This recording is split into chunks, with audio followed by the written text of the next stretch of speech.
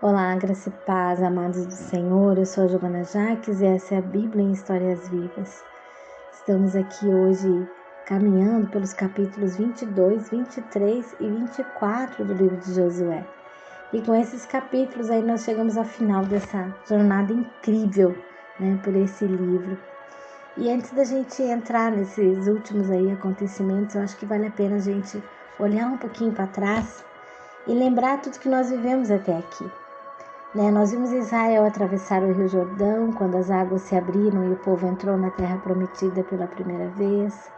Nós vimos também o momento em que Deus mandou levantar 12 pedras como memorial para que as gerações futuras nunca esquecessem daquele milagre. Depois nós acompanhamos um dos episódios mais conhecidos da Bíblia, as muralhas de Jericó caindo não por força humana, mas pela obediência do povo e pela intervenção de Deus.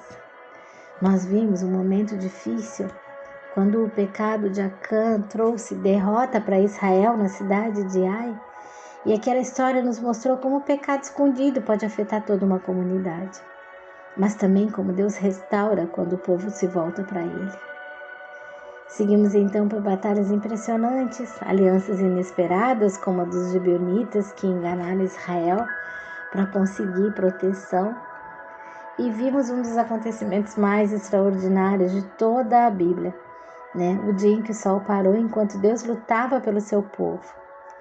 Depois acompanhamos aí a conquista de muitas cidades, de reinos, e então começou a divisão da terra entre as tribos. Tribo por tribo recebeu a sua herança.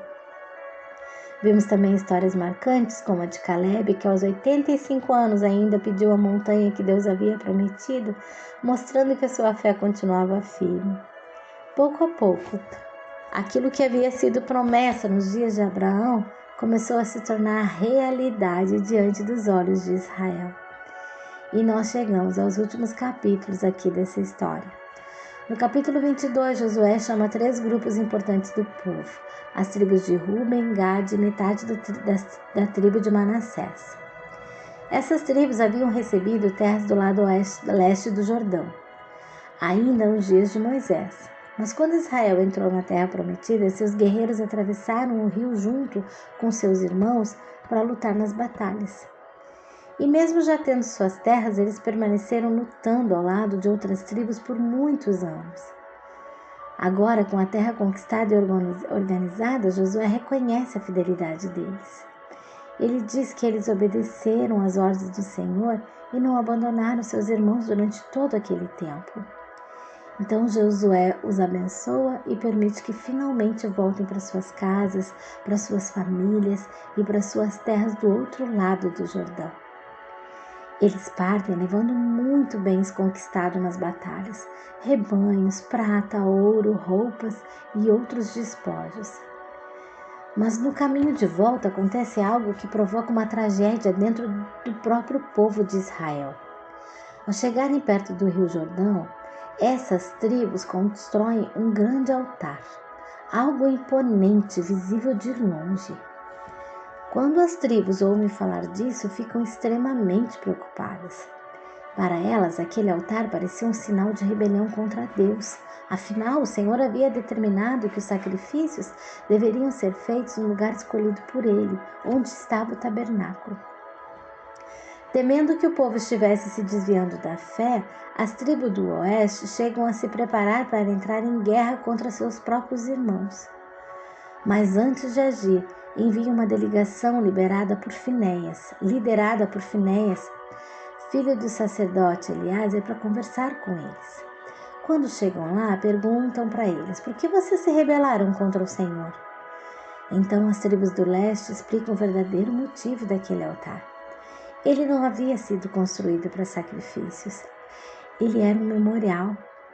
Eles temiam que no futuro as gerações que viviam do lado do Jordão fossem consideradas separadas do povo de Israel. Então aquele altar seria um testemunho para todos, um sinal de que eles também pertenciam ao mesmo povo e adoravam o mesmo Deus. Quando os líderes de Israel ouvem essa explicação, ficam aliviados. O conflito é resolvido e o povo permanece unido. E então chegamos ao capítulo 23 e agora Josué está muito idoso.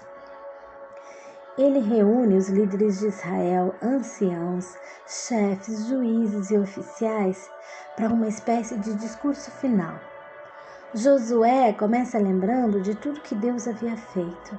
Ele recorda as batalhas, as vitórias e reforça que não foi o poder militar de Israel que conquistou aquela terra.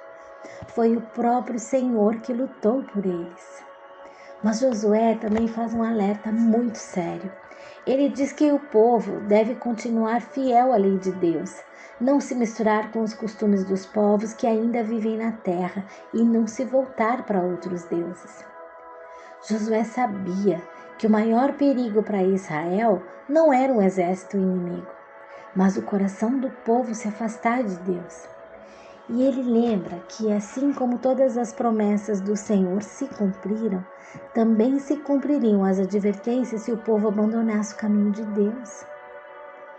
E então nós chegamos ao capítulo 24, o último capítulo desse livro.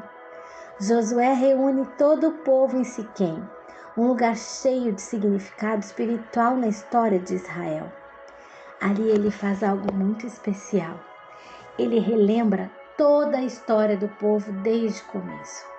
Ele fala de Abraão, que foi chamado por Deus quando ainda vivia em uma terra distante entre os povos que adoravam outros deuses. Ele fala de Isaac e Jacó, das gerações que vieram depois. Lembra do tempo que o povo viveu no Egito, da escravidão e da libertação poderosa que Deus realizou através de Moisés. Recorda a travessia do Mar Vermelho, os anos no deserto e as vitórias que Deus deu ao povo quando entraram na terra prometida. Então Josué faz um convite muito lindo, muito marcante. Ele diz ao povo: escolham hoje a quem vocês irão servir. Se aos deuses antigos ou ao Senhor que havia cuidado deles durante toda a história. E então Josué declara algo que atravessou séculos e continua ecoando até o dia de hoje. Eu e a minha casa serviremos ao Senhor. Eu e a minha casa serviremos ao Senhor. O povo responde dizendo que também servirá ao Senhor. Então Josué faz uma aliança com o povo naquele dia e levanta uma grande pedra como testemunho daquele compromisso diante de Deus. Pouco depois, a Bíblia registra que o Josué morre com 110 anos. Ele foi o líder que Deus levantou para conduzir Israel na terra prometida. O livro também registra algo simbólico e muito bonito. Os ossos de José, que haviam sido trazidos do Egito durante o Êxodo, finalmente são sepultados na terra prometida. Uma promessa feita muitas gerações antes finalmente se cumpria completamente. E assim termina o livro de Josué. Um livro que nos mostra um Deus que cumpre promessas, que guia seu povo e que luta por aqueles que caminham com ele.